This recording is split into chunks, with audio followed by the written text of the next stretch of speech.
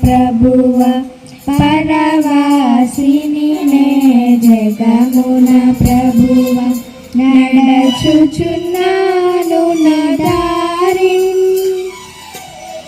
నా గురి నీవే నా ప్రభువా నా గురి నీవే నా ప్రభువా నీ దరినే చేరెదను నేను నీ దరినే చేరెదను పరవాసిని నే జగమున ప్రభువా